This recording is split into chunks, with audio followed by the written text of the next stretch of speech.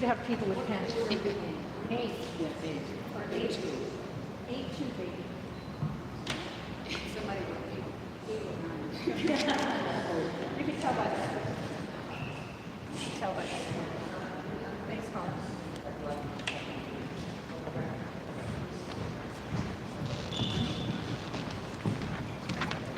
Council Vidal, how are you? You signed it. I'm not an order visitor for today. Okay, yeah, when you sign it. Oh, sure. Thank you. Went to the wake for Mike. I know I wanted to go, but I got on time. 49. That's terrible. It's terrible. Great guy. I'm going to donate something. Very nice guy. I was thinking of planting a tree or something. Very nice guy. I know that. I remember. Is there a place where they just send it to and make it current, or they just like, sometimes there's a like, sign-in sheet or something, but not tonight. Some people need inspiration on the street. No, thank you. I figured I'd just help him. Yeah, that's what This is for Ward 81, right? You're an 8. You're an 9. Wasn't this place film nice, Jim? James, doesn't this look nice though? I mean, just the architecture and the floor and everything? And this is carpeting? Is that what the pictures are over there with this all red carpet? Yeah, I know.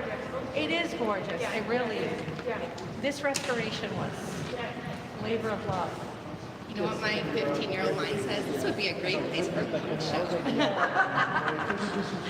You probably could do it. One could. Yes, this is Ward.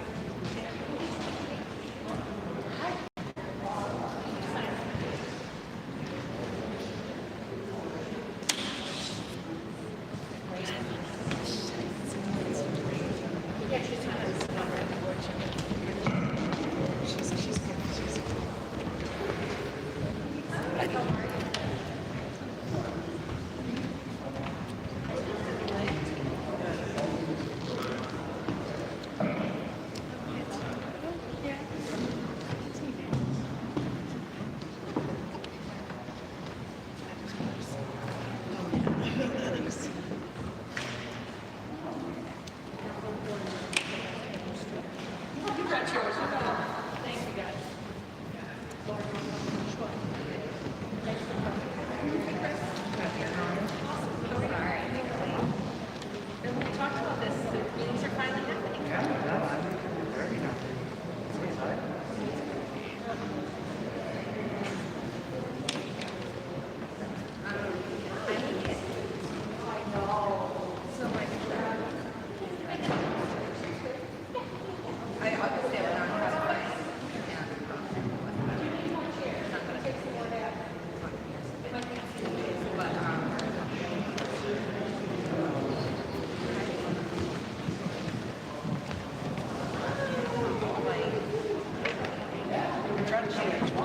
Yeah, I think that's good. Absolutely.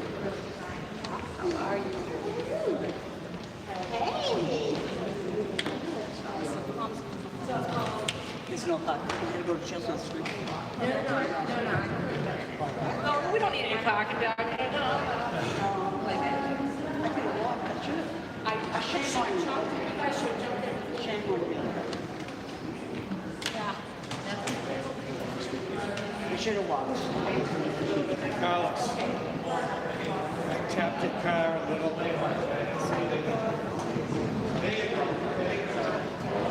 Look who's behind you. Look who's here.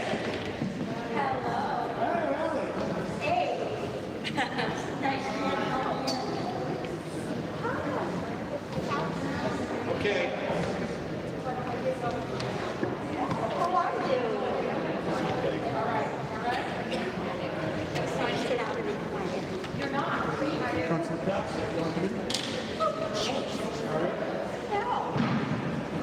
You're doing about it. And you know it. How's it going?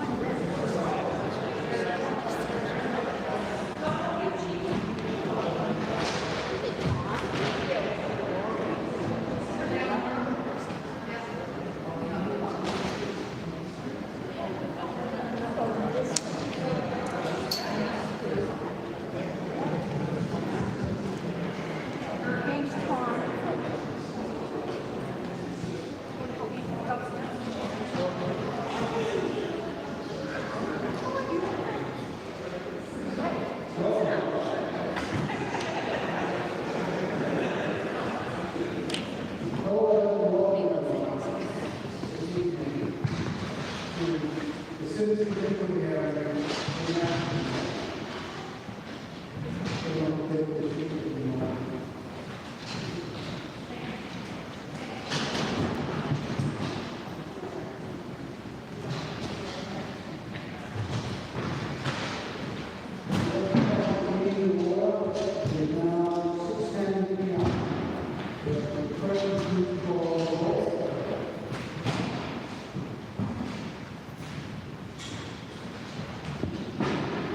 Chairman Raymond White. City Council President Kathleen B. McMenamin. Councilor at Large Carlos Vidal. Councilor Ward 6 Sean Durkee. Councilor Ward 7 Paul Katz. Mayor Jeanette McCarthy. And Planning and Housing Departments. Thank you very much. Anyone in the audience that needs Spanish translation?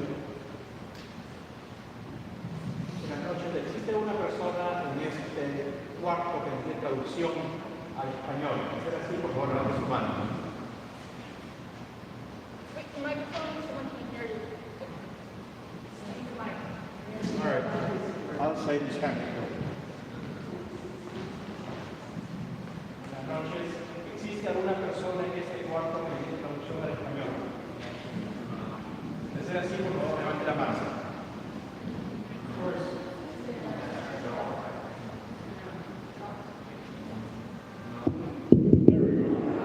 Buenas noches. ¿Existe alguna persona en este cuarto que necesite traducción al español? De ser así, por favor, levante la mano. Gracias. Thank you.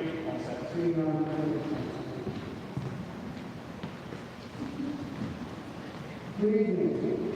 I'm always sitting on the chair of the Waltham City Council with that bar on the committee. With me tonight are Paul Katz, Kathleen B. Newman, Council President. Carlos Vidal, Council President. We have ex officio Mayor Jennifer.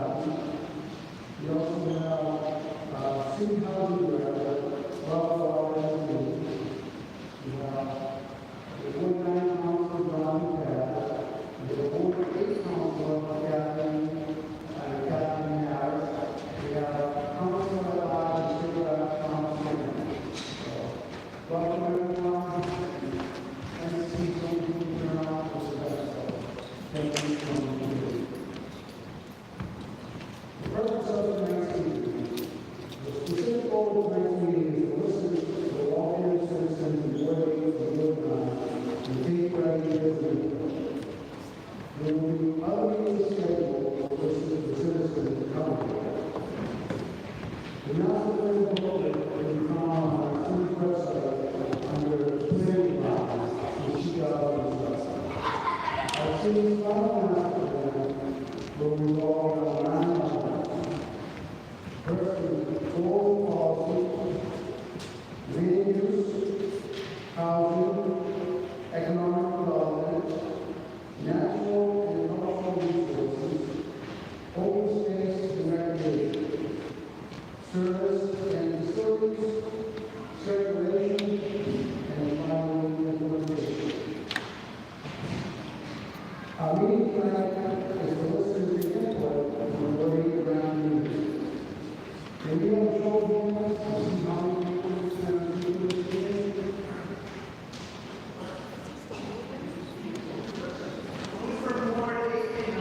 How many people been on training this evening? Just speak. Who can listen? Maybe I'll go. There's a silent sheet over there. The silent sheet will take you what?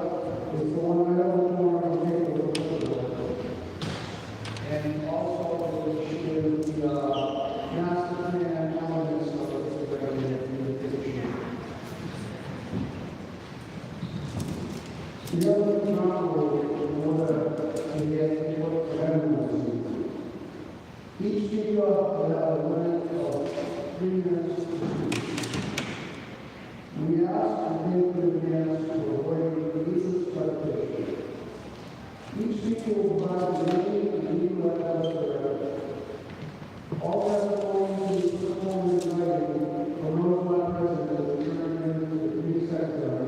The entity into the record. In essence of time, statements will not be read this evening. All statements provided must have contact information will be confirmed directly with that person who will receive the end of the statement. Also, let me reiterate that this is not a question. It is a citizen's inquiry. So we welcome your input, which is compiled by the each speaker will focus on 9 elements at a time.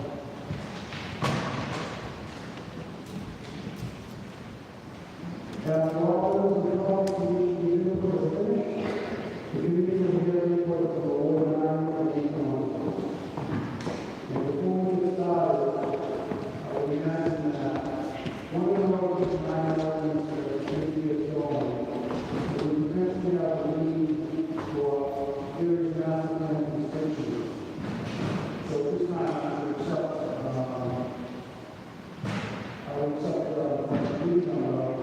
the other day I get to assist with the community in the separate request on the community.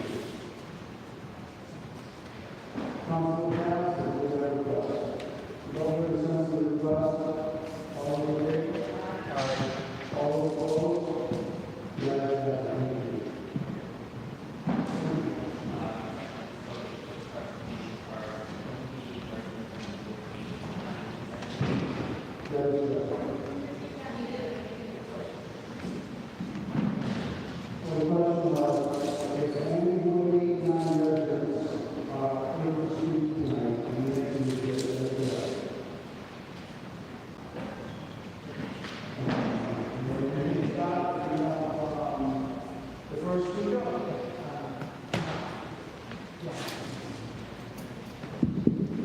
Hey, should I introduce myself or are we anonymous here? No, okay. I am a citizen of Ward 9. I've lived here for a dozen years, and during the entire time, 200 Moody Street. Yep. So I think I'd be, okay. That's what I asked. Kara Maloney on 19 Gorham Street. I'm concerned about 200 Moody. It's a storefront right by the banks of the Charles River. It's been vacant for a very long time. It's now actually a dangerous building because the roof caved in. I'm actually very concerned. That's a very delicate area right there. It's a very vulnerable area right by the banks of the Charles River. We have to be thinking about adapting to our changing climate. Climate change is here. We can't be continuing to ignore it, okay? And, historically, people in lower income areas, Ward 9 being one of them, are the ones disproportionately affected by the harms of climate change. And I think it would be in our best interest to be thinking about how to make that area resilient to what's coming next. We're going to be seeing more crazier storms, more surges, and sea level rising, potentially even flooding by the river.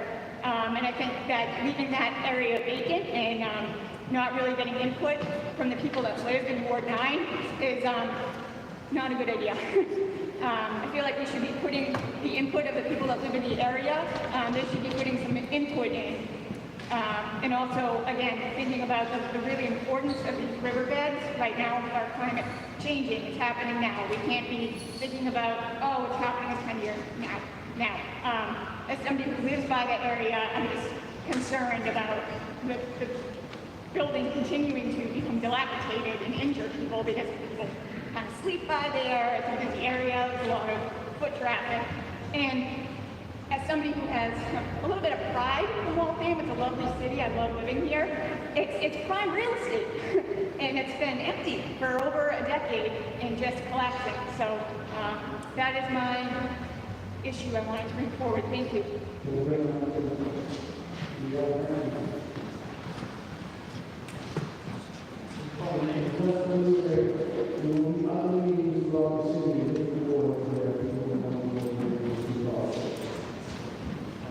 Hi, Ben Casellas, 19 Warren Street. Speaking into the microphone. The one thing I wanted to say was that there's like a lot of rats this year, and I think there would be better trash handling. So it would be nice to have trash bins given to all the city residents the same way the recycling bins are done. James Portellis, 19 Gorham Street, number 4.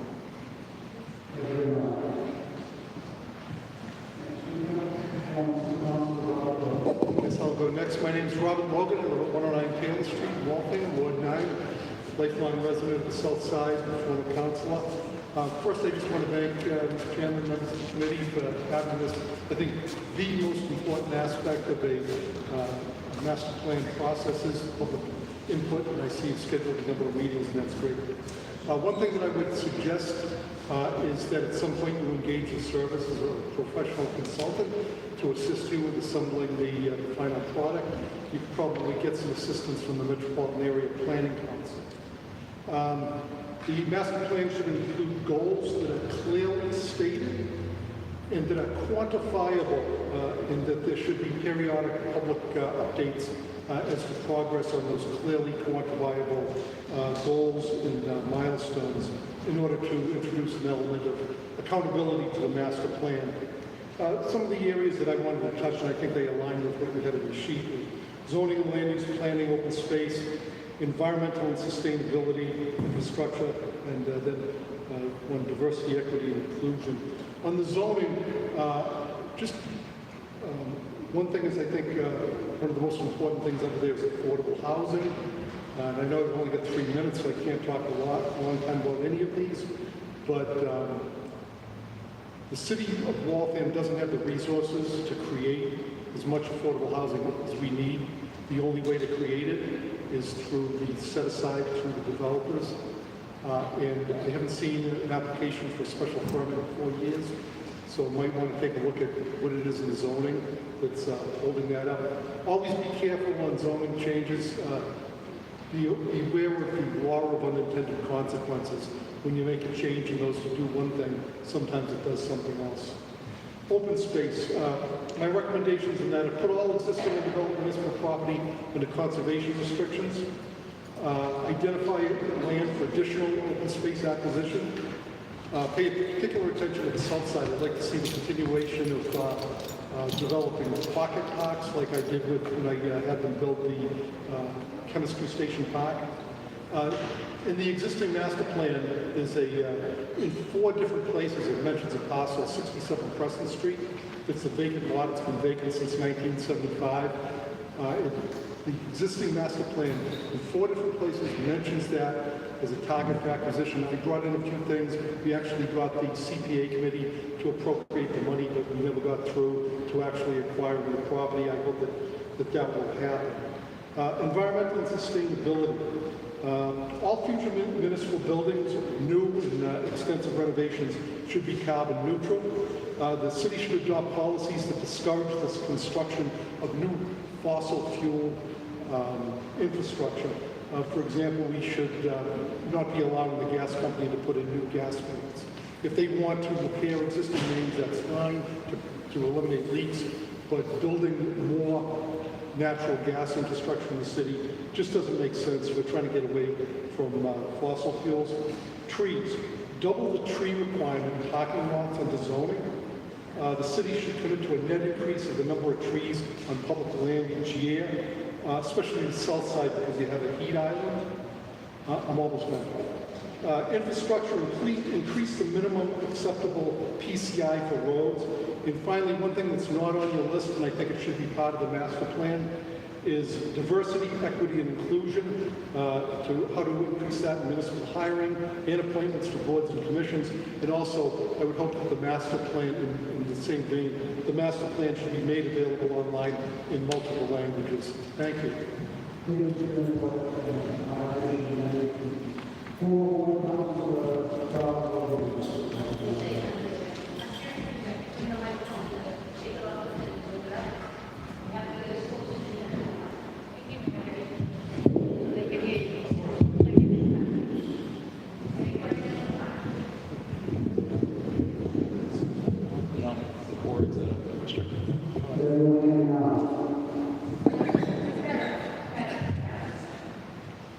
My name is Eamon Dawes. I live at 16 Gorham Street. Thank you for this opportunity for public input. I think it's really important to hear from everyone in the city, and the little tour around we're doing, I think that's great. So thank you for that. I agree with what Robert said about reducing the need of fossil fuel infrastructure here in the city.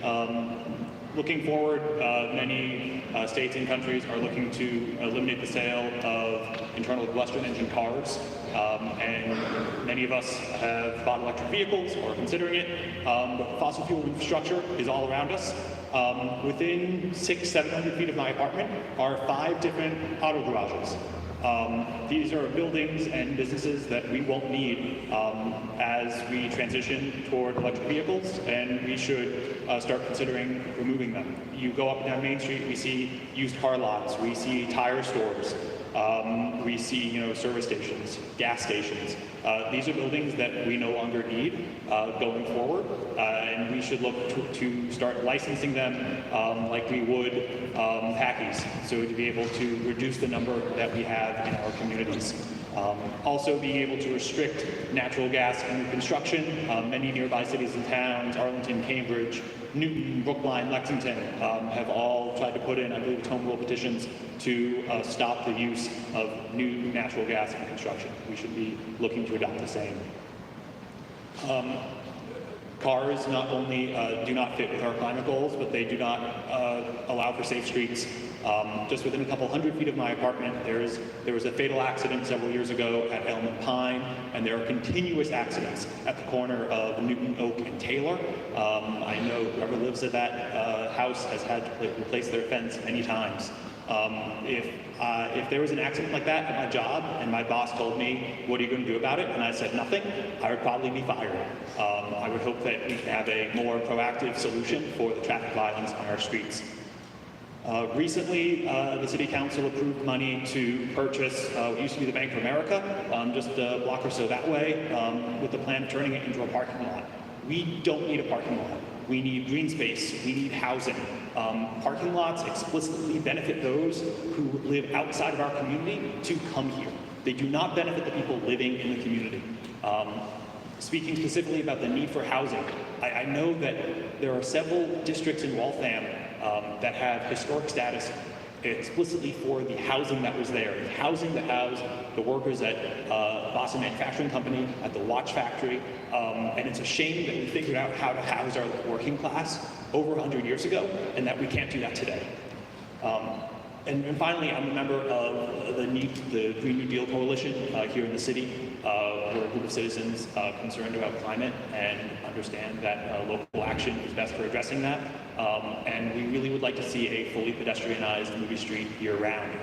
This has been a real successful program that we've had for 3 summers now, but the constant closing to cars, opening to cars, back and forth, makes it frustrating for residents and businesses to be able to plan forward. Also, being able to not have a infrastructure and an environment on the street that is suitable for both uses. Being able to move forward with a fully pedestrianized Moody Street that is accommodating to the restaurants, the specialty shops, and a lot of the local businesses, whether they're clothing stores, convenience stores, hairdressers, that really celebrate the diversity of the community. That's an important site that will be a beacon of community that not only other people look to Waltham from outside the community, but that we can look from internal as well. Creating a space for a community that we can share with our neighbors. And I hope that that will be it won't be a change just for Moody Street, it will be a change of the larger neighborhood as well. But I hope we can move forward to that. Thank you.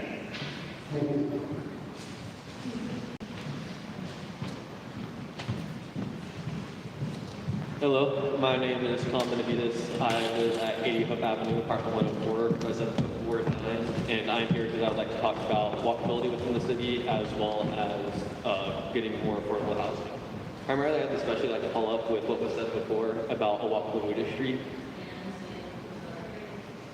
I would like to follow up on what was said before. I also am a big fan of the walkable Moody Street. Especially with the fact that it has also been mentioned that Southside is a big heat island and needs more green space. Currently, a lot of the land use in Moody Street is just pavement. And as we pedestrianize it, we can also use more of that area for purposes that are not just oriented to getting cars from one end to another of that segment of Moody Street. We can focus on infilling that area with trees and green space, and also just communal areas where people can sit down and have a bite or have a chat with a friend stopping between stores without actually having to be actively buying or eating something to be able to sit down.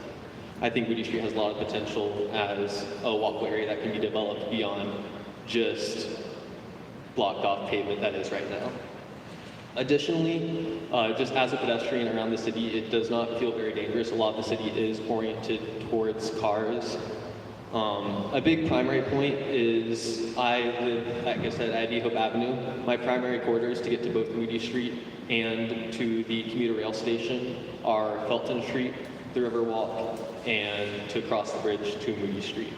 Within those areas, Felton Street especially, I'm never the only one on that road walking or biking or skateboarding. There are always many others, and it's a very unsafe area that is, it doesn't have very good pavement, and it's an incredibly wide road as well. That is an area where, like, just pure spacing wise, you could have a parking lane, 2 bike lanes, and a driver's lane one direction. And I just think it's very underutilized.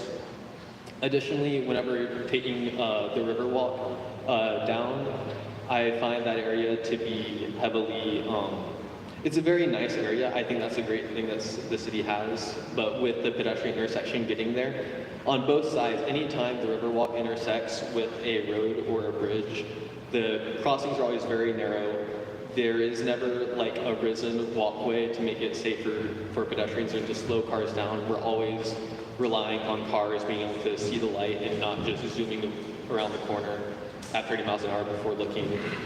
It is like very much an onus on the pedestrian as opposed to the driver and feels fairly dangerous. I would appreciate raised pedestrian crossings more across the city in general, but especially at those areas, and widened as well, because there's never an area where like the bike trail actually lines up with, or the Riverwalk trail lines up with the crosswalk. Same with the lights. It's always very inconvenient, a hassle, especially whenever there's a buildup of pedestrians and bikers at that particular area. It's always just people bumping into each other.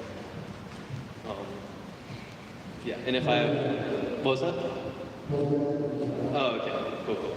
And just the second point is I would also like to advocate for more dense housing, rent, and homeownership is just way far out there, but it's like incredibly expensive. And across most of the city, like it requires special permitting to build anything more than a single family home. And the fact that across most of the city, like this is even outside of Ward 9, but Ward 9 still suffers the effects of the artificially inflated rents just because of it being illegal to build even duplexes and triplexes across a lot of Waltham. Thank you. Hi, Joe DiBalba, 11 Underwood Park, Ward 8. I live right on the line of Newton, and there is, especially on my street, an extreme congestion of parking.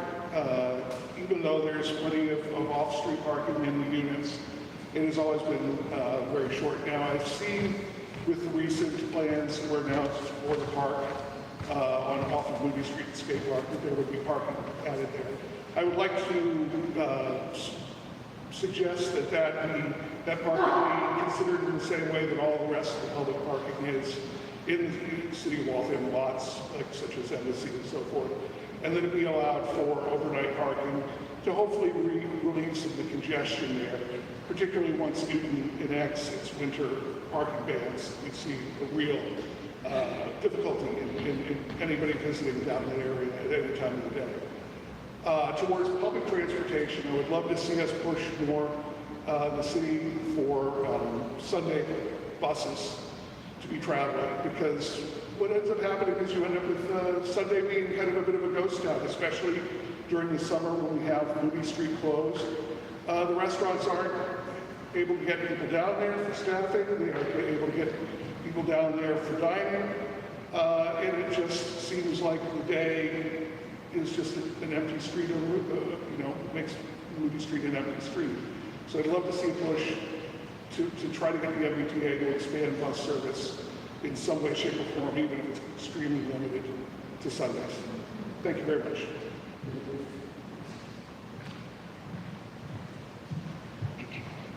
Good evening. My name is Luke Haberman. I live at 35 Crescent Street, apartment 222.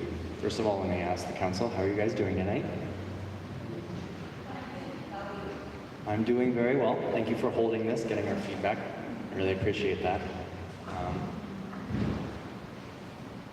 I come here on behalf of Critical Mass Waltham and the Waltham cycling community. Critical Mass began in San Francisco in 1992, and they've opened up organizations across the country that host monthly bike rides that protest the lack of safe bike riding infrastructure in communities like this, but others. The chapter we recently started here in Waltham has held 2 rides. We're planning to hold a 3rd. We'd love for you guys to come out. We have ridden along Main Street, Lexington, Newton, Forest, Bacon, Lyman, and School Streets, to name a few. We have also biked to the high school and to existing rail infrastructure like the Charles River Greenway. For anyone wishing to commute in Waltham via bike, these are vital arterials that you must either ride along or at the very least cross. We travel these roads as a group to highlight how dangerous they are and experienced choice behaviors from many drivers, including one police officer. we chose these routes because they really highlight that if a teenager or a student wanted to bike to school, these are roads that they must travel, and on their ride, they'll encounter a singular half-mile stretch of bike lane that is almost unmarked and only exists on one side of the street. All over the world, and many of the comments tonight are highlighting why our roadways only exist for cars, or the common denominator is for a car. And cycling infrastructure is particularly great because it's compatible with other uses. You see this on the Charles River Greenway, you'll see this on the bicycling paths we do have, you'll see this on the rail trail when it does open up, that cyclists are able to intermingle and safely share the road or the bike path with pedestrians. Cycling and pedestrians are not compatible with motorized vehicles. This creates a ton of conflicts and a great risk of deadly crashes. And the current infrastructure of shared arrows doesn't do enough to protect cyclists. Sure, there are existing cyclists that are out there, but it's in no way, shape, or form welcoming to any new bike riders. In a car, we design our roads nice and wide, our streets nice and wide. And so, okay. So that if a driver makes a mistake, then they're not left in they just get into a car accident. When a cyclist or a pedestrian makes a mistake, it can cost them their lives. So we really hope that you'll look at expanding bike infrastructure in the city.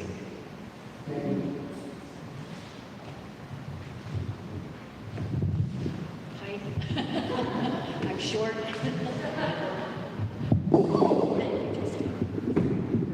Okay, great. My name is Susan Davis. Excuse me. I live at 190 Moody. I've been here for 2 years. I lived in Ward 8. Now I live in Ward 9. I am a new resident. I love this city. However, when I think of planning, I think of long-term planning and short-term planning. Short-term planning for me is, please, could we have more receptacles for recycling? Could we have, please, cleaner streets? Could we have people who possibly donate their time and energy to cleaning up the areas around them? The Charles River is a most incredible body of water. And when I cross the bridge, there's a little collection area which I look down on, and there's styrofoam containers, soccer balls, etc. I believe that this city can shine. And part of it would be to get rid of the litter, and because the less litter there is, the more opportunity people have to be carefree of, well, there it is, let me throw down another bottle, let me throw down another, whatever. So that would be my wish, and if there's a committee, I volunteer to be on it. So that's my 2 cents as a new resident. Okay. Hello, good evening. I am from Ward 8. I'd like to commend the City Council for its achievements recently, purchasing the UMass land and the Ward Avenue Bridge and taking down the Panthers building to be safe. Thank you, Kathy Ann. I would love to see, my wish for Waltham, right? I'd love to see more trees. I second an earlier comment. It beautifies, it cools the streets, and it's also environmentally sound for other reasons.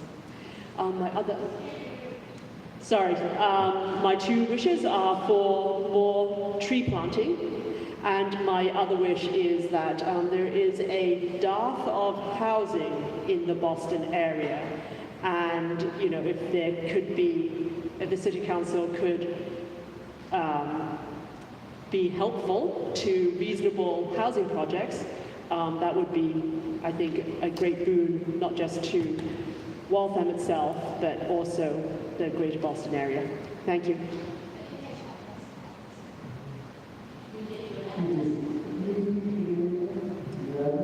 Yes, Justine Watt, 131 Ward Avenue. Thank you.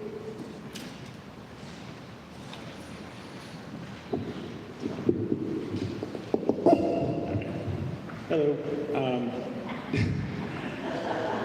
Stand next to that. Jay Bigelow. I'm at 20 Gardner Street. Sorry, I just found out about this meeting 2 hours ago, so I didn't have really time to prepare much. But, yeah.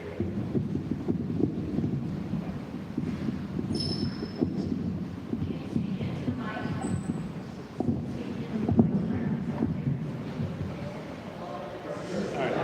Thank you.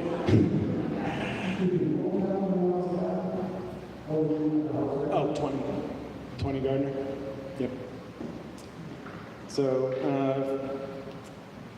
couple areas I wanted to comment on. One, public spaces. First of all, Moody Street. Just don't open it again. It's fine the way it is. The cars have figured out what to do now. You don't have to open it back up to all the vehicle traffic. Let it stay the open, great area that it is now. So, and next is playgrounds and parks. The city has done a great job upgrading all of those over the last few years. It's been really nice to see. A couple things that would make them astronomically better. One is more shade. You know, like the new park on Newton Street. Sorry, I forget the exact name of it. It's a great park, but we tore down like half a dozen gigantic, gorgeous, well-established trees, and now there's no shade in the middle of it. And now all the slides burn kids' butts on the way down half the year. So some shade sails or something, like some sort of canopies over the equipment would be great to just mitigate that, so people can actually use these parks all the time instead of all that, money basically going to waste a third of the time. Be great. Another thing about the parks, how about some bathrooms? If you can tell a toddler to hold it all the way home, I commend you. It doesn't work. I've got 3 of them. And then the other main concern that we have, me and my wife is at the school committee meeting, upstairs. Yeah, affordability of housing, like we have something here, but yeah, we were a family of 3 when we bought here. Now I have to fit 5. And everyone knows how much it costs to buy something else in this city. It's unaffordable, even for something like me and my wife. We have really well-paying jobs, and it's just not an affordable place to stay. Ways that we think could actually help that. I mean, one, you could be more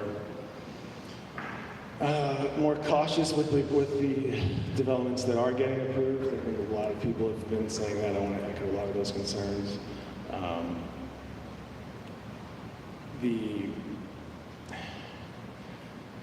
big thing that I've noticed, I even noticed this when we bought our place where we were rehabilitating the house that we bought, it's impossible to navigate the zoning and just the building requirement, like all the little minutiae of the zoning code, like parking rules and lot setbacks and all these things, where a person can buy a house and they don't even know what they can do with it, like to just add an extra bedroom somewhere,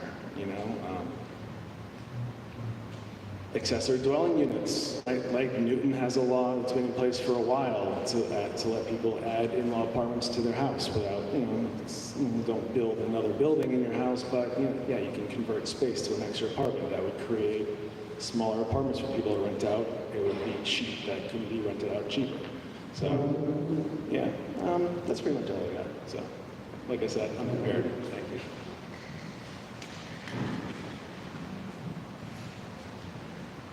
Good evening, councilors. I want to thank Councilor Paz for inviting me. I'm Gary Markowitz. I live at 60 Taylor Street in Ward 9. I want to talk a little bit about my experience of coming here to Waltham, now for the 3rd time, and buying finally in a neighborhood that I hope will improve. the council will listen to some of the suggestions that have been stated here tonight. One of them is that there's trash everywhere in Ward 9. It's from transient populations as well as from residents and visitors to Moody Street's Restaurant Row. People seem to disrespect Ward 9. It's not just the trash from people, though. It's the trash from our trash collection contractor, EZ. Well, easily, they just drop trash everywhere. In Ward 9, I go to other wards. I often go to Lexington to visit friends, cut through some neighborhoods. There's no trash on the street from EZ, but in Ward 9, they just drop it on the ground. They don't care. I want to mention that I'm also the volunteer for the Waltham Housing Authority as their energy and sustainability advisor. And we've done quite a bit of some of the things that people have talked about tonight. We have much more to do. One of those things is take another look at the Fernald School plan and look at the land there and say, why not put a solar field, a solar farm there? There's land, it's properly angled and has the ability to do that. Also, there seems to be a lack of action on reporting leaky gas lines on our streets. I noticed a bunch of gas lines being replaced on lots of streets in Ward 8. Ward 9 has yet to see the gas line replacements. The gas line replacements are necessary because gas leaks are killing our trees. There are more stumps on my neighborhood than there are trees, and more coming down as we talk. Another one just got labeled as dead and coming down. So National Grid has to be put on notice to please fix their gas lines. Leaky gas lines are bad for the environment and for global climate change. Sidewalks. A lot of our sidewalks on Taylor Street, Gordon, Hall, they're lumpy. That means that people pushing baby carriages, 10 seconds, have a lot of trouble in that area. There's also speeding on Lowell Street, lots of accidents as have been mentioned, and there's continuous parking in front of hydrants, and there's lack of enforcement. Thank you.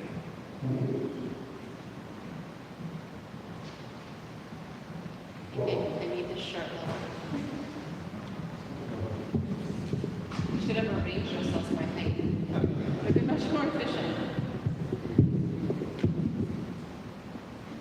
Hi, good evening. Thank you for having me here tonight. My name is Jill Galding, and I should tell you right up front that I personally do not live in Waltham, but I am an interfaith chaplain. I'm part of an organization called Chaplains on the Way, and we support people who do live in Waltham, who are residents, but who are unhoused or homeless. So I'm here tonight to make a request representing those folks, and also to make an offer to everybody here, including the group that is working on the master plan, which is to say, the request is please take these folks' interest into account. They are profoundly impacted by the work that you're doing. And also, please accept their offer to be a conduit of useful information. People who are unhoused in Waltham know things about what works and what doesn't work in terms of affordable housing, in terms of the social systems, the safety nets that are supposed to help people when they hit a rough spot, in terms of what works and doesn't work about public transportation and so forth. So I hope that we can work together going forward, and I'm just here as a representative. In terms of how profoundly folks who are unhoused, who are residents of Waltham, can be affected by the policies that you are in charge of, I just want to point out that somebody that I held a memorial for recently, and I've held a lot of memorials recently, if we could all crane our necks and just look out the window, we would see where he died, and it was on Moody Street. in a little alcove by a church. Now, this was a person who tried for years to get housing, who tried for years to get support with his substance use disorder. There just wasn't quite enough help of the type that he needed, and he was about my age, and he had a sister who loved him dearly. His name was Mike Sutherland, and I gave a memorial for him this year. There are many people like that, and I just want to name their names. There was William Clark, Guy Urbanek, Patrick McCarthy. It makes me cry, I'm sorry, I love these people, and their residents too. Barry Rollins, Raquel Scarlett, Mike Sutherland, Mike Perkins, a guy that we all knew as Mike the Bike, and just last night, another person who was Mike Perkins' nephew, yet another death of despair, Mike Himalayan. And these folks, I don't want to just leave with an impression of death and despair, although those are words I want us to keep in mind. These are folks who meet weekly at the Commons, and well, it's not quite in Ward 8 or 9, but we'll be talking about that soon. And everybody in Waltham is invited. We have sandwiches there, we do a service there, and it's a place where housed and unhoused people come together. And I mention that because what I want to lift up is the community-mindedness of folks who are unhoused. Like, I don't actually know I know people who are as community-minded in Waltham, but I don't know anyone who's more community-minded.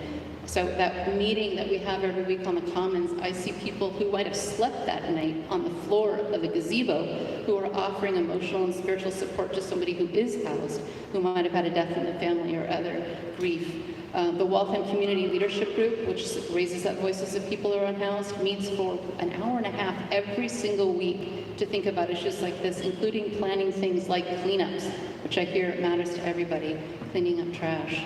So a lot of stories we could share, stories that might help this panel make decisions. So thank you for hearing us tonight, and we look forward to working with you as this project unfolds.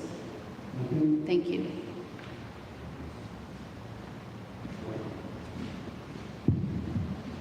Hi, my name is Chris Hammer. I live at 190 Adams Street. I'd like to start by voicing my support. I'd like to start by voicing my support for a more serious take on bike infrastructure. Waltham is already falling behind. We are doing some things. We're building our section of the Wayside Trail. George Darcy attempted to start a north Waltham down to that trail bike path last night, but it's easy to see that those things aren't addressing wards 8 and 9. It's not addressing the south side. The south side is the start of the river trail all the way down to Boston, yet there's no bike lanes helping residents access it or helping people coming out to reach the other Waltham business that they might come to. Additionally, we're falling so far behind our neighbors. Boston has laid out in the next 3 years, 50% of their residents will live within a 3-minute walk of a protected bike path or bike lane on actual road infrastructure. Bike paths are great. We need actual bike lanes as well on the streets. They belong to everyone, the pedestrians, bikes, and the cars. Moving on from that, I'd also like to voice my support for shutting down Moody Street permanently. Back in the 80s, Burlington, Vermont decided, let's try shutting down Church Street. If you Google Burlington, Vermont today, it's 13 of the first 15 pictures are Church Street. We can make Moody Street the place to be. And then finally, I'd like to ask for more government transparency. And the best place to start is the Waltham website. If you go to the Waltham website right now and go to the police page, for example, the annual report that it links to is the 2017 report. The master plan that I could find was from 2005. It's just the easiest way to make your citizens know what's going on and be involved is to give them the information that they need when they need it. So, thank you.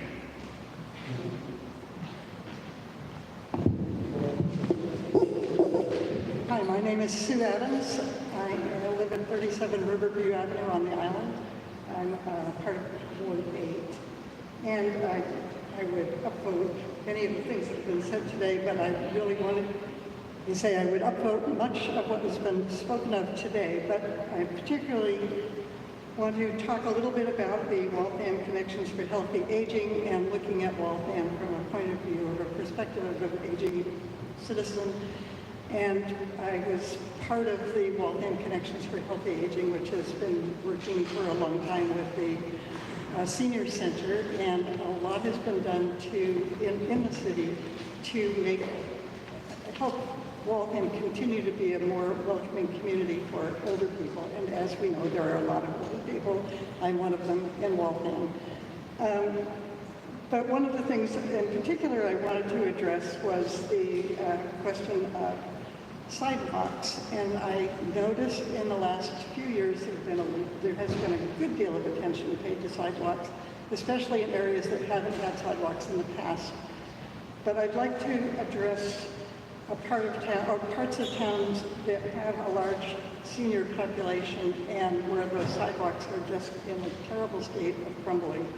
And I said to my neighbor Sue Hickey, who just turned 90, that I would address this issue on her behalf. She has fallen on a sidewalk in front of her house before, and her mobility isn't improved by that experience.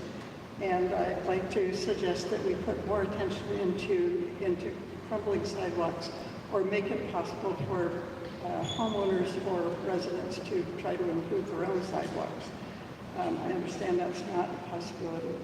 And just one more thing, I would love to, again, as a vote to something that's been addressed before, which is accessory housing units, which would make it much easier for many families, particularly those with older family members, to provide them with a reasonable place to live and also provide housing for their existing family.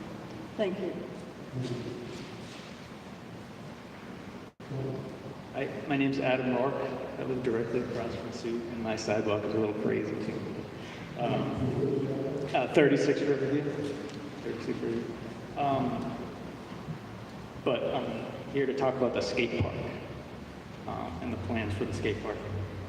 I think that whatever plans that I've seen, and I know a lot of people just saw some plans out of nowhere a few weeks ago and were like, whoa, what's going on? I grew up in Waltham, and growing up here, we didn't have a skate park. We skated lots of public and private properties, doing all sorts of stunts and damage to all of that. I stopped skating, and then I started skating again maybe 10 years ago in my mid-30s, and I loved that there was a skate park. But right away, on a busy day, you're like, all right, this is way too small. This is too small for, you got older people or experienced young skaters that are doing crazy stuff, and then you got little kids just starting or riding scooters or whatever, and it just, gets a little crazy. And so when I saw that the plan for the skate park was to be even smaller than it is now, just like, that's increasing the danger, I think, in this park. Also, size-wise, I feel like, well, I know, having traveled around the state and seen different skate parks, there are different types of parks. There's like little skate spot parks, there's neighborhood parks, and then like regional parks where like you could have a contest and there's like parking enough for an event and stuff like that. There's no real parking at this park, and I know in the plan there's gonna be some parking, but sharing that space with all the other sports or whatever, yeah, I think it's kind of small, but perhaps, I also wanted to say that the location of it excludes a whole chunk of kids that wouldn't be able to get here from the other side of Waltham. Like kids that maybe can't get a ride and would maybe skate to their park or something, but that aren't going to be skating all the way from Lake Street to here. It's like a little dangerous. So, I don't know. I think it should be looked at because maybe there's a more centralized location, or maybe that there's a neighborhood park here and a neighborhood park there or something. I just feel like all the other parks and sports in the city have, a certain size, and skateboarding has this one little thing, Anyhow. Also, I've never visited Moody Street more in the past 2 years than I have since it's been shut down, and I think it's really cool. So,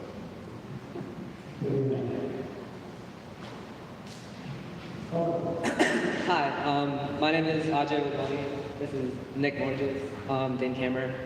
We're not residents of Waltham. We live in Newton, but we just wanted to bring to your attention sort of the importance of having a skate park in Waltham, not only for us, but for Waltham and for the greater community. So, really, skateboarding is important to me and all of us. It's been a way for us to have a community in Waltham. Over quarantine, when everything was closed down, we would all go to the skate park. It was how I made friends. It was how I spent my days. I skated today. We all still skate, and we skate there every day. Waltham Skate Park isn't exactly like the best skate park.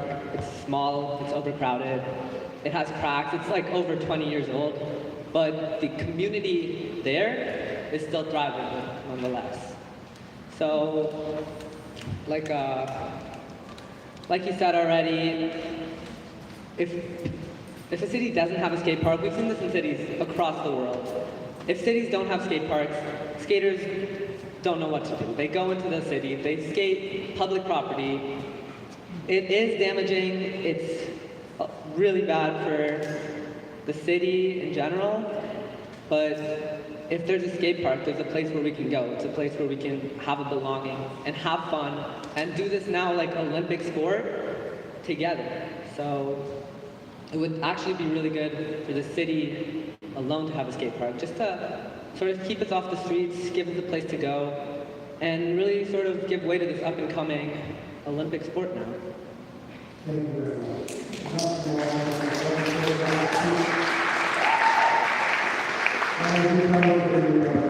I gotta follow that up. That was ridiculous. Eric Toronto, 105 Columbus Ave, Ward 6. Might not be able to attend the meeting next week, so that's why I'm here today. Is that okay?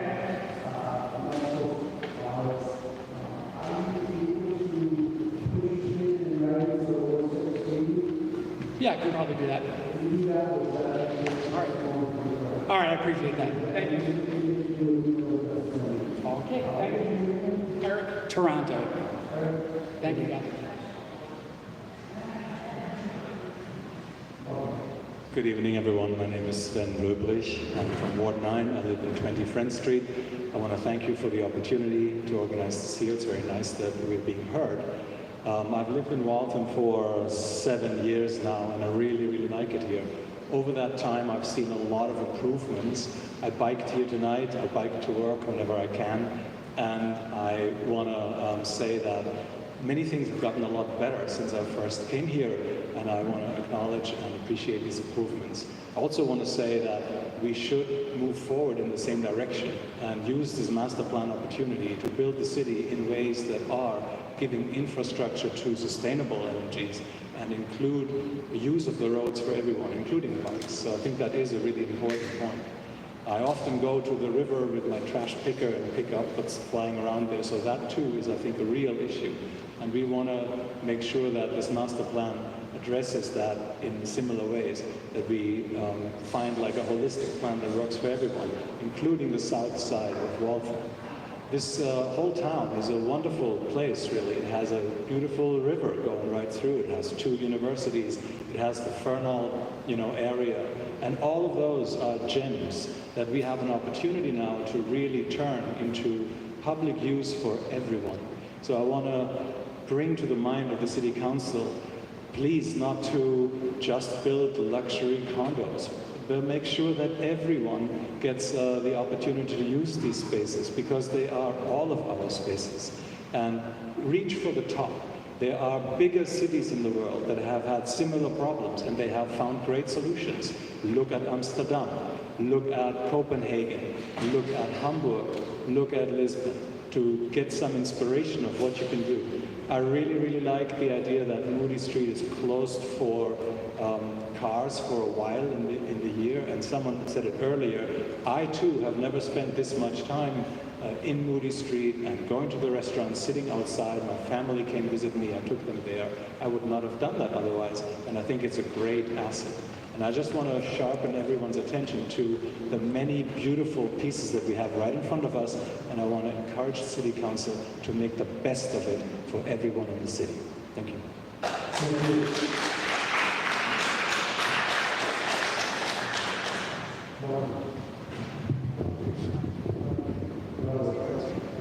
now it's on the sides. Good evening, everybody. Citizens here in Waltham. And I'm really a breezer, as they say in Waltham. I came here during the blizzard of 1978, moved to Waltham. I was serving with the Massachusetts National Guard at the time, and stopped over at Sharon Street, and that particular armory has now been sold, and a couple of years ago, I think it's a couple of years ago, Bill Kennedy, 15 Arlington Road in Waltham. And getting back to Sharon Street and the Armory,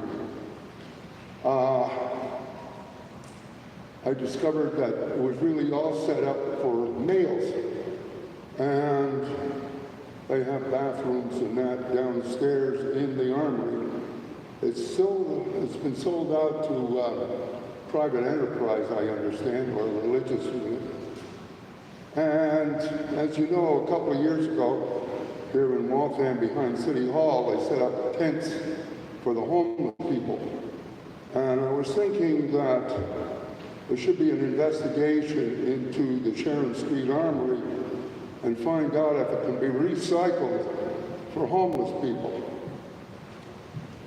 And as we all say, that's just one man's opinion. As far as females are concerned, that's a separate issue that I won't address, but I'm just talking about the Sharon Street, or former armory on Sharon Street, that it should be recycled. The other issue is city engineering. My opinion is that when I watch city council meetings, I see the fire department there, and I see the police department, but I don't see the historical department there. And why I bring up the historical department is that when Waltham Engineering is talking either to the city council or to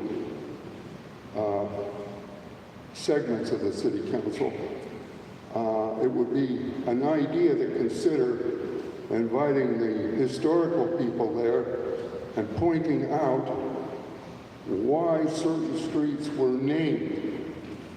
It's interesting. I live right on the border of Newton and Waltham in Ward 8.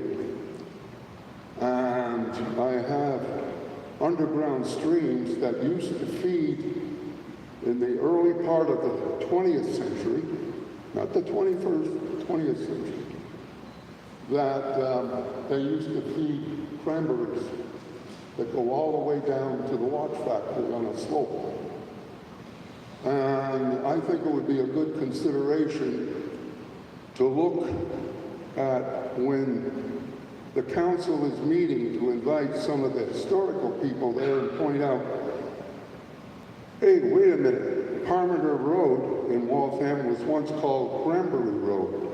Well, why was it called Cranberry Road? Because it had underground streams that used to feed into the cranberries. So that is something to consider.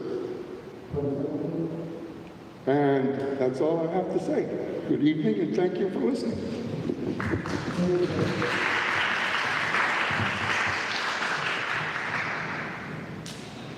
Hi, my name is Chris. Also not from Waltham, but I skate Waltham Skate Park every day. Understand that the city is going to do what they are going to do with the park, but we would like just some input so that it's good, so that you don't permanently build something that skaters don't use. That's it.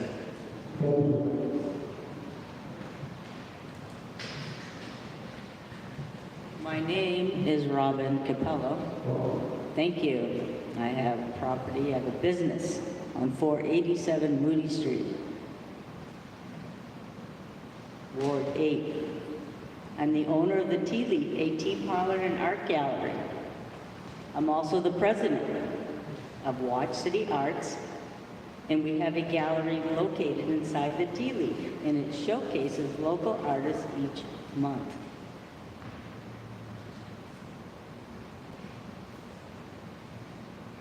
We exist to empower and promote arts, culture, and tourism in Waltham. I can see the benefits of a monthly marketplace with crafters and artisans. Having this on Moody Street as a pedestrian-only area will improve the lives of many in the area. We have the experience of the community coming together with the success of the Raj Collection Fashion Show and the Car Show. The goals of having this proposed project, it would increase tourism, day trippers, art and culture, enrichment, and financial gain to participants during monthly marketplace, accessibility to the marketplace for those with mobility issues, mobility scooters, and wheelchairs. It'll increase the city's walkability score in Ward 8 and 9, promote diversity, equity, and inclusion, create a safe place for being peaceful and connected. A goal would be to increase handicap parking. The community needs are there. The highest poverty rates in the consortium are found in Brookline, Framingham, and Waltham. Artists are at the top. The community need would be exposing school-aged children to the arts. We could host events that celebrate local history and cultural diversity, involve the community and the neighborhoods. Enrichment for vulnerable youth. A location for self-expression and interactive events for vulnerable adults. Promoting economic security and vitality for older adults ages 62 plus if they host craft tables, jewelry, and more. Enhancing Ward 8 and 9 economically through financing for the acquisition of single lots for parking expansion. Increase in consumer traffic. The City of Waltham reported for all residents except arts, entertainment, and recreation. 20 seconds. A family with 2 full-time workers earning the industry average could rise above the low-income level. Again, that's for all industries except art, entertainment, and recreation. We have a very thriving art community here and around us. Newton, Lexington, and Watertown. They're doing great. Thank you for your time.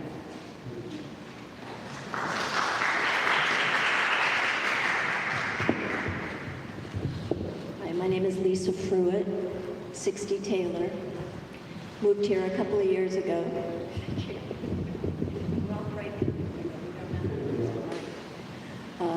I live about 3 blocks off of Moody Street, and tonight everybody's been talking about what a wonderful asset Moody Street is, and it is, but when we walk it every day, we walk by 200 Moody, and we can't believe the blight that has brought to our street, our neighborhood, and our city. It's appalling.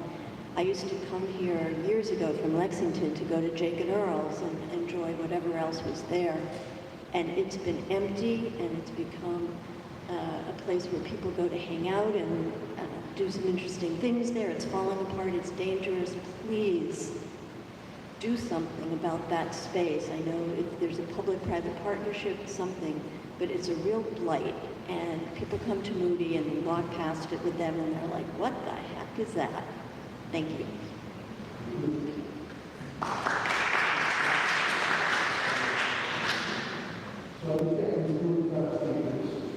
I don't know if some projects that are Hi,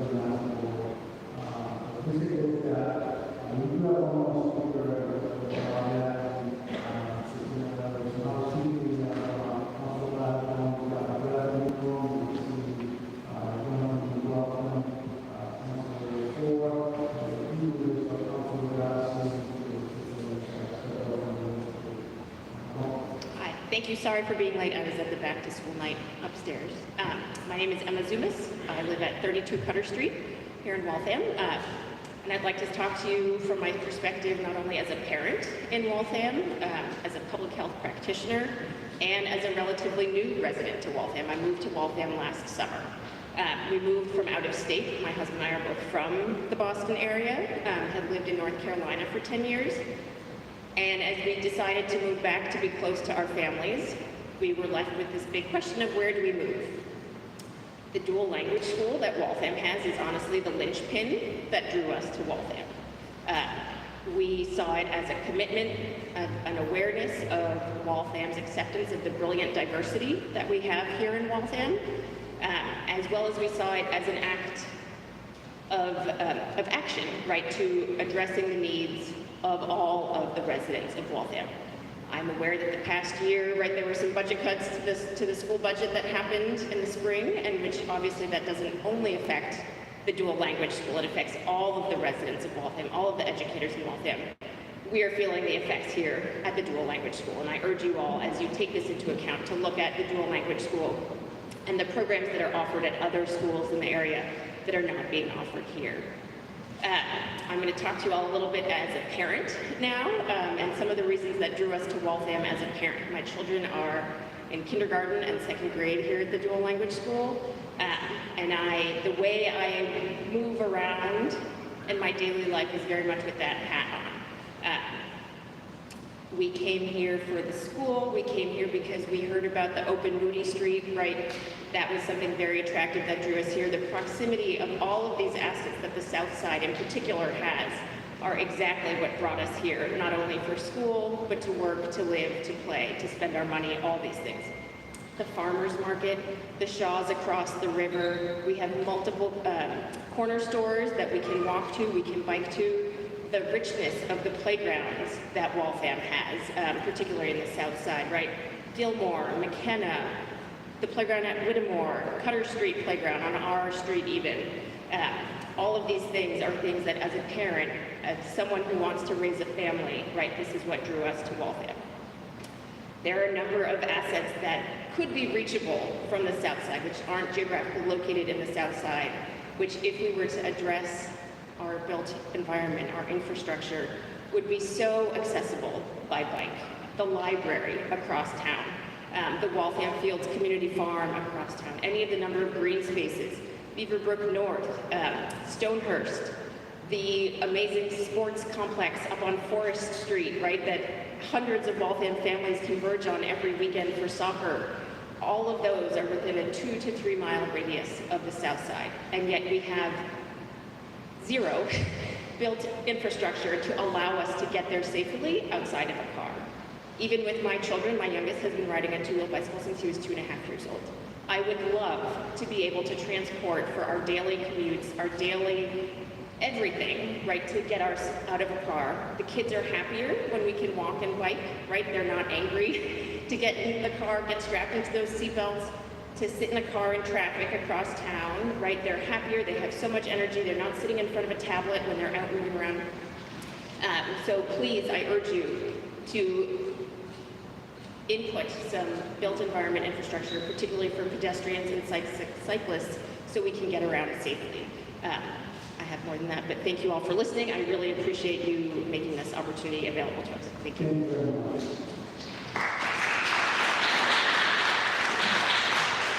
I'd like to take a moment to thank the Lord, the 8 and 9 councilors for reaching out to our constituencies. The only way to not is to get public input. So, that's just all about coming out and giving power and doing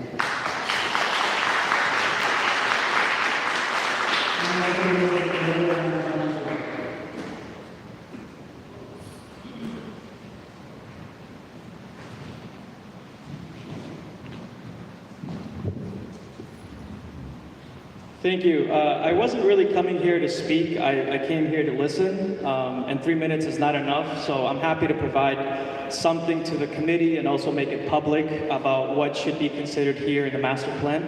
I did want to share the remarks of a constituent who couldn't make it here, if that's okay, Mr. Chair. So this is from Lydia DeRoche's. She made a list here, but I thought it was very important for folks here to listen because there's a lot of common themes. Number one, hire a qualified professional city planner with an effective and efficient staff. Use research and evidence-based information to drive appropriate decision-making. Remediate outstanding issues that have gone unaddressed for years, replacing trees, especially on the south side, that have to be cut down.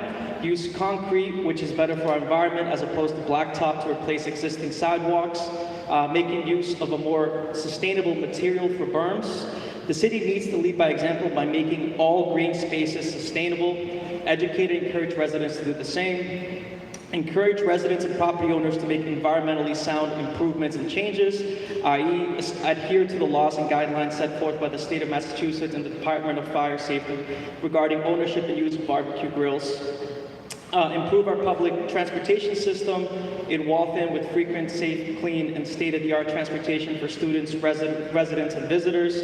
Build a public transportation hub worthy of the city of Waltham. Institute residential parking, especially in the areas where diners and commuters park in spaces that should be for tax-paying residents. This happens even as the municipal parking lots are underused. I'm going to just skip to the end because I think this can be lengthy. Reasonable access to Wi-Fi for low-income residents, and the city needs to develop true affordable housing and not depend on outside developers. So I'm going to forward this to the committee. It's a long list, but I do appreciate everyone here from Ward 9 for not leaving anything to the imagination. So shout out to you guys. Thank you.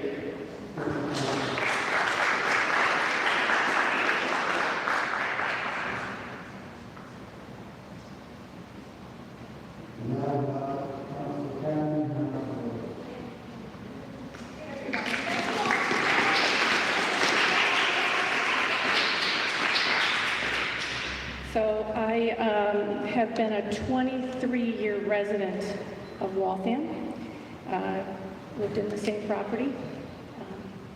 I'm a breezer, like some of the speakers here today, but Waltham has been my home longer than anywhere else. I am extremely honored to serve the community, and I do see a city councilor position as a point of service, and I'm grateful to do that. I'm grateful to all the residents in both Ward 8 and 9 who came in tonight, and many could not make it. I have several emails, and I will be submitting that along with this plan. Really what I want to say is that I hear you, I hear you, I hear you. We do need and I'm a planner, right? And those of you who know my career in politics and even before this, I was a community organizer. I plan, work that plan, execute that plan, succeed with that plan. And it is all about bringing the community together to make Waltham a wonderful place to live. I do think that we play a role in the council to create affordable housing, and I will be working on efforts to make that happen this year. We did do some inclusionary zoning, but that's not enough, and you have a commitment from me tonight to move that forward. I heard you also loud and clear about Moody Street, and I want to thank the mayor and the traffic commission for their bravery during COVID when we were really unsure what would happen to the future of small business in the city. And the street was closed, and the rest is history. The pedestrianization of Moody Street, to me, is something that residents look for, businesses look for, and when you do walk home tonight, because many of you told me there wasn't enough parking here, you will see that it's one of the safest places to walk. And having that, I think, is a gem, and we should continue to invest in that and really make it world-class. If we're going to do that for Moody Street and support our small businesses, we've got to have a parking plan. I know that some folks feel that we should trade parking lots for other things. Parking lots are part of a master plan. You have to have safe places for cars, for bikes, and I heard that tonight, bike infrastructure, and for pedestrians. And you need a place to be able to park. Some of the residents, have use overflow parking in these lots. It's not just for the businesses, and I want to stress that expansion of that and using our lots in a smart way, I think, is what we need to look at. I also heard tonight, trees, trees, trees. And in every single special permit I've worked on, I have pushed for more trees in other areas of the city, and I have pushed for trees to be planted in Ward 8. I reach out to residents all the time, and we work with the tree warden and CPW to get trees planted. And we're going to continue to do that and put more trees in our city. If Waltham grows their own trees, we should put them all throughout the south side. The other thing I heard tonight that wasn't said but was presented to me by a resident is to protect these single-family neighborhoods from overdevelopment. As we think about creating housing, we also have to think about preserving what we have, and these neighborhoods are truly a treasure. Those you guys all live in them. We don't want to see 15 houses knocked down and a big box put up. That would be absolutely devastating without a plan, and it certainly would impact a neighborhood that is predominantly single-family and two-family. I'm also going to focus on pedestrian safety. I heard that tonight around bike infrastructure, and pedestrian safety is critical. I have a couple of advocates here tonight. I have really thanked your input. We are going to work on that, and that's getting paint on the street. It is slowing cars down. They are in neighborhoods. One of my residents emailed today and said they want to see the adoption of raised tables like they have in Watertown. Police and fire can get over them, you can still plow the street, but it slows down a car without creating a stopping situation so that the traffic is slow enough for people to be able to cross the street. I'm going to continue to focus on green space, working with the mayor and the city, Ward Ave, Contusion Park, and I want to thank the skateboarders for coming in tonight. You guys rock. You're awesome. Nice job. And also, it's been a journey for all of us, but the Fitch School, needs to be realized as a green space. I'm working with that community on Ash Street to make that happen. I heard from the community out on Riverview that paving is critical. We also need safe sidewalks, right? And where trees have invaded and invasive and raised sidewalks 2 to 3 feet, we need to take those trees down, build the sidewalk, and put a new tree up. And I've already stressed it again, but I really think speeding needs to be addressed in Ward 8. I heard mostly in preparation for tonight's meeting. Lowell, Newton, and Derby are just racetracks, and then on top of that, Crescent. So thank you all very much.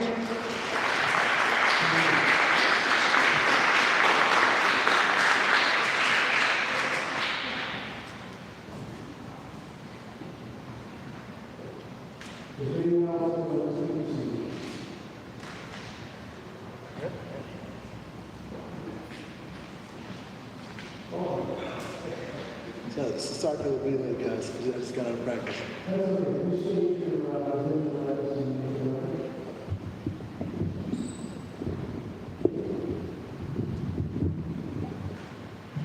My name is Beyond Marisma. I live on 22 Howard Street, but I occupy 104 Potter Street. It's literally right around the corner.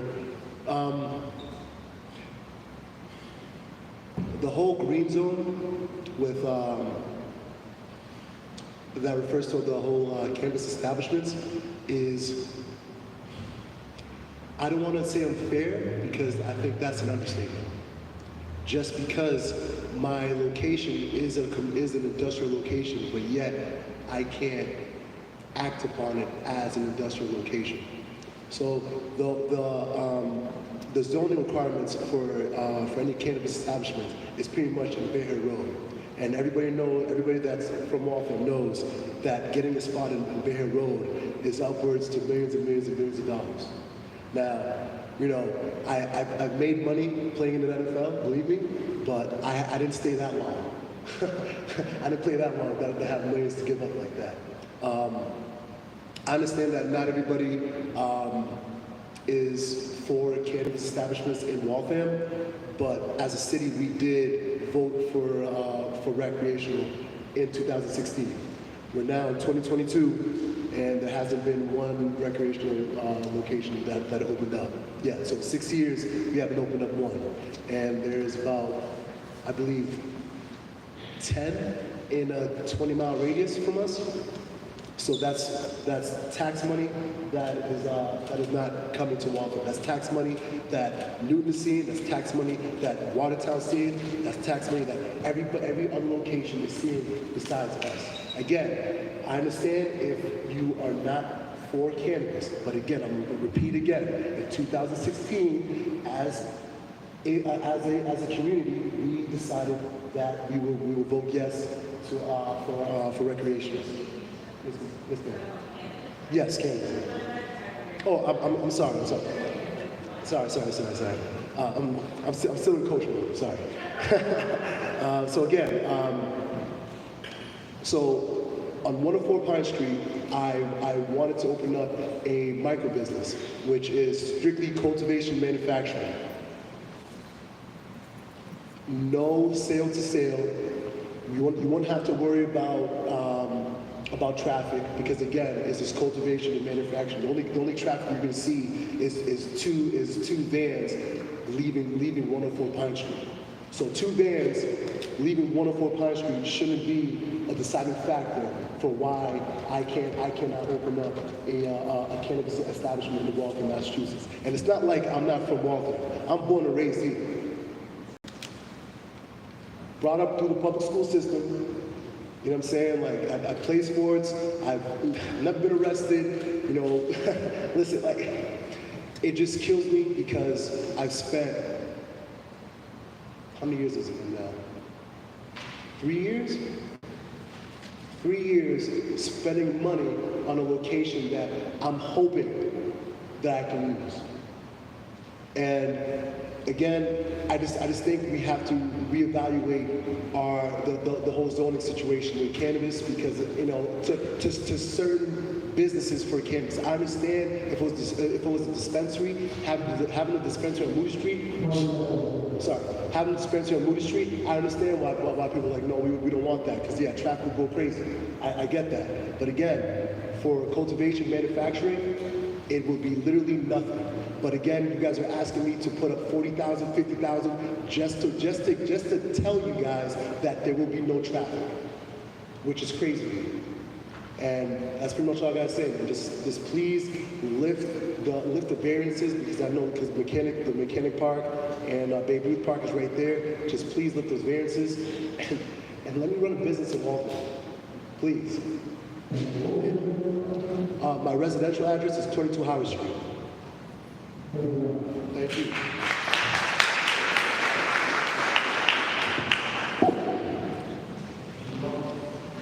How you doing? My name is Marcus Batista. I'm of 29 Taylor Street. One thing I wanted to address is, I know other people have brought it up as affordable housing, but I'm talking about affordable housing for like residents that have been long-term residents of Waltham. As someone who's went through the school system of Waltham, been born and raised in Waltham, all my friends, not all of them, but practically all of them that have bought enough house have had to buy out of Waltham to another community. I'm not sure if there's like some programs where we can help long-term residents of Waltham not be displaced and have to move to another city when they decide to start a family. My other issue I'd like to talk about is the Moody Street shutdown.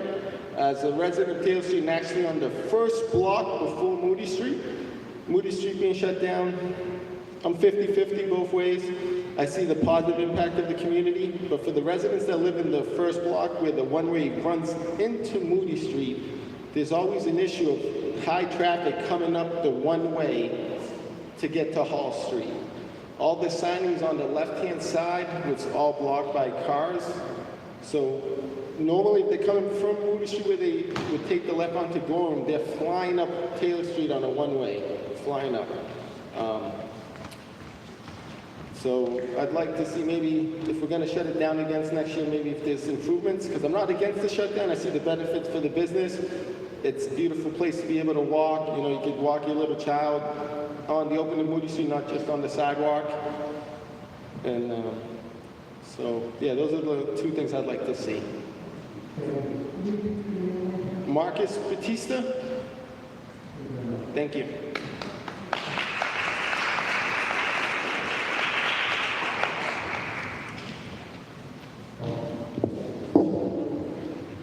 Hi, Hi, my name is Yun Kwan. I'm at 17 Charles Street Ave in Ward 9. My husband and I have been living in Waltham since 2008. We started renting in Ward 5 and we like it so much that we bought a house in Ward 9. I'm a parent at dual language school. My son goes to school here. This is his 5th year. He's in 4th grade. The main point I want to make is about having safer infrastructure for bikers like me and my son. We live 1 mile from the school. We bike about half of the year when the weather is nice. But we live by 99 and we go down Prospect Street.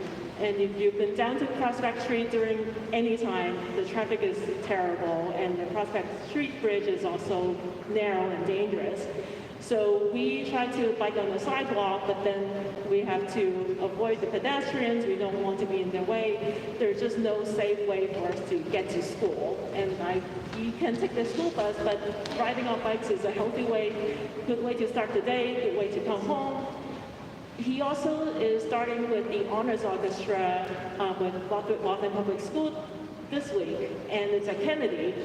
So we go from here to Kennedy, which is 2.5 miles, which is a very easy distance to bike. But imagine biking down Moody Street when it's not closed, and then up Lexington Street all the way up.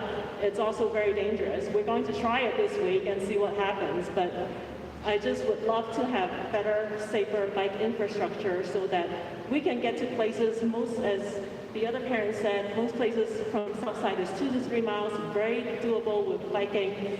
And if you drive your car from here, finding parking here to pick up child, driving up to Kennedy, it takes just as much time to ride our bikes. And then we reduce traffic congestion, better for the environment.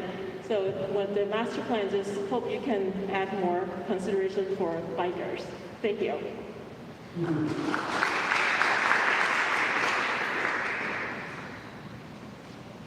Say one more thing about this room. It's so huge that it's really hard to hear here. I don't know if I went to school here. This wasn't like this. It was big.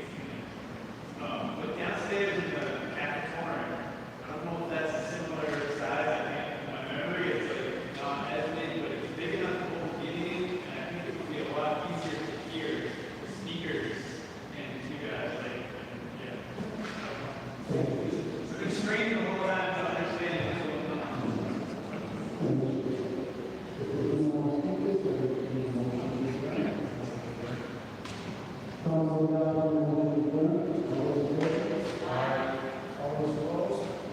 Thank you for coming.